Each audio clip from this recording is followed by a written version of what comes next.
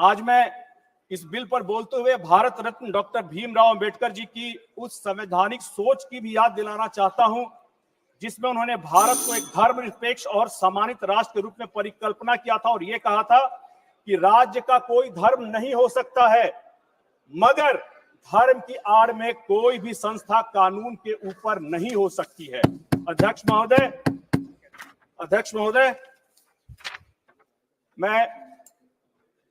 मैं अति सम्मान पूर्वक यह कहना चाहता हूं कि वक्फ के मुद्दे पर जिस तरह से हमारे राष्ट्रीय अध्यक्ष चिराग पासवान जी के विरोध में फतवा लाया गया, अभी आपने भी सुना होगा समाचार पत्र के माध्यम से, तो उन लोगों को मैं ये जवाब देना चाहूंगा कि आप लोगों को उस पुत्र से शिकायत है जिसके पिता ने मुस्लिम मुख्यमंत्री बिहार में बनाने के लिए अपनी पार्टी के अस्तित्व को खतरे में डाल दिया था। लेकिन आज जब वक्फ का बिल आया है, आपके समाज के लिए बिल आया है, तब आप उनके साथ खड़े हैं जिन्होंने उस वक्त मुस्लिम मुख्यमंत्री का विरोध किया था। अध्यक्ष महोदय, मैं अपनी बात को यह कहकर के समाप्त करना चाहूंगा, और जैसे पहले भी कहा गया था कि बिहार में इस वक्त पिता पुत्र में गजब विडंबना बनी हुई है। पिता ने इसी लोकसभा के सदन में कहा था 2010 में कि हमें भी पता है कि पटना में कितनी सारी संपत्तियां वक्फ के पास हैं, लेकिन पुत्र कह रहा है कि हम वक्फ का बिल आने नहीं देंगे, इसको बिहार में हम लागू नहीं होने देंगे, और मुख्यमंत्री बनने का सपना पाले हुए हैं। धन्यवाद जी, धन्यवाद। अंत में अध्यक्ष महोदय, मैं ये बताना चाहूंगा कि यह बिल किसी धर्म और धार्मिक समुदाय के विरुद्ध नहीं है, उसमें संपत्तियों के प्रबंधन के लिए है, समाज सेवा के लिए है, परोपकार के लिए है, जन कल्याण के लिए है। और मैं इस सम्मानीय सदन में विनम्रता पूर्वक इस विधायक के समर्थन में अपनी पार्टी लोक जनशक्ति पार्टी रामविलास की तरफ से समर्थन करके इस सदन में व्यक्त करता हूं कि राष्ट्रहित, समाज हित और धर्म की वास्तविक गरिमा की रक्षा के लिए अपनी भागीदारी अपनी पार्टी की तरफ से सुरक्षित करता हूं। धन्यवाद अध्यक्ष महोदय। धन्यवाद। माननीय सदस्य श्री मोहिबुल्लाह जी। बिस्मिल्लाहिर्रहमानिर्रहीम।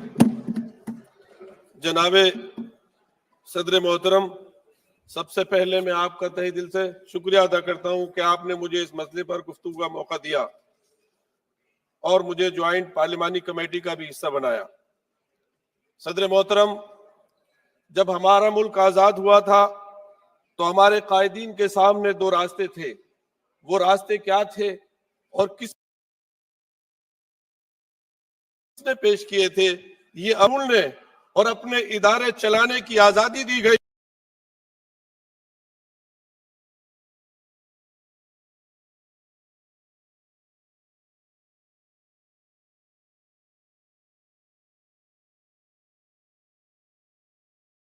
हमारे संविधान के 25 और 26 में मौजूद है। ये एक संवैधानिक हक नहीं है, बल्कि एक मौलिक अधिकार का हिस्सा है।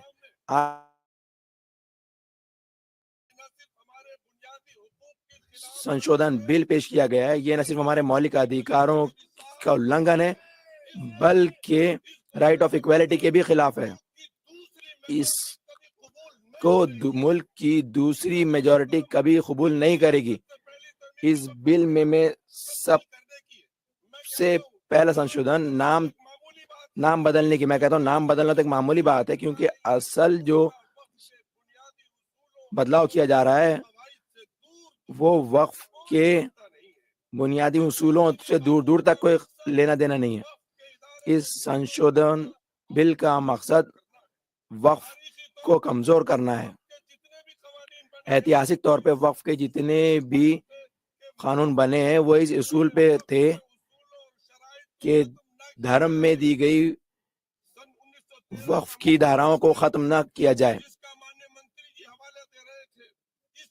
मुस्लिम वक्फ जिसका माननीय मंत्री जी हवाला दे रहे थे, ये इसलिए लाया गया था कि वक्फ के उसूलों को माना जाए, ना कि उन्हें बदला जाए। 1995, 54 और 2013 के तमाम संशोधन वक्फ के संरक्षण के इरादे से लाए गए थे और इसे मजबूत बनाने के लिए लाए गए थे, ना कि इसे कमजोर बनाने के लिए लाए गए थे। मंत्री जी को यह एतराज था कि हमारे लाए हुए बिल पर मुस्लिम कम्युनिटी शक कर रही है। बेशक वो शक कर रही है, क्योंकि उन्होंने वक्फ के उसूलों को ध्यान में नहीं रखा। स्पीकर साहब, आप खुद जेपीसी में थे, मैंने सवाल किया था कि इस बिल को ड्राफ्ट करने में कितने मुस्लिम स्कॉलर थे, तो सिर्फ 12 लोगों की कमेटी में सिर्फ एक आदमी था। स्पीकर साहब, मैं चंद चीजों की जानिब आपकी तवज्जो चाहता हूँ। सबसे पहली बात, वक्फ को मुसलमानों तक सीमित कर दिया गया।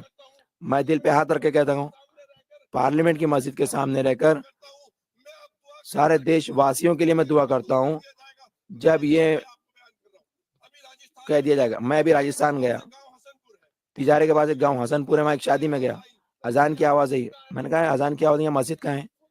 जब देखा बड़ी सुंदर मस्जिद थी, मैंने पूछा मस्जिद कैसी है? उन्होंने बताया यहाँ 400 साल पहले कोई दरवेश थे, वो पेड़ भी अभी बाकी है, वो यहाँ बैठते थे और यहाँ से हमारे हिंदू महाराजा जी गुजर रहे थे। उनको बीमारी थी, वो ठीक नहीं हो रही थी, किसी ने कहा कि उनसे दुआ करा लीजिए, उन्होंने दुआ की, वो ठीक हो गए। जब वो गए तो उन्होंने कहा कि अपने लिए दुआ करा, तुम्हारा वारिस कोई नहीं है, और अल्लाह ने उनकी दुआ कबूल कर दी। हमारा देश ऋषि मुनियों का और वलियों का देश है। ये तमाम धर्मों के आध्यात्मिक लोग हैं, उनका देश है। सर,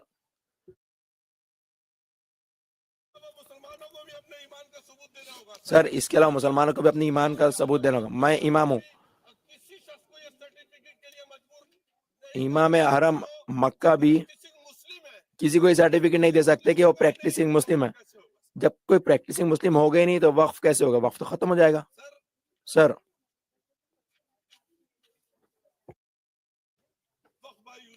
वक्फ बाय यूजर, जिसके मुताबिक अगर वक्फ का दस्तावेज ना हो, वक्फ करने वाले की पहचान ना हो, तो लंबे अरसे से जारी इस्तेमाल को वक्फ माना जाता है। ये उसूल हमने नहीं बनाया, ये उसूल बाज़ाब्ता तौर पर माना गया। सर, 100 साल पुरानी मस्जिद तो बाकी रहेगी, लेकिन 600-700 साल पुरानी मस्जिद कोई रिकॉर्ड नहीं है, तो आप कह देंगे वक्फ की प्रॉपर्टी नहीं है। अरे सर, कितना हम लोग यकीन करें? तीसरा संशोधन, वोट के इलेक्शन को खत्म करके इसे पूरी तरह सरकारी बॉडी बनाया जा रहा है। दिल्ली उसकी मिसाल है। दिल्ली का इंतजाम खत्म करके एक एडमिनिस्ट्रेटर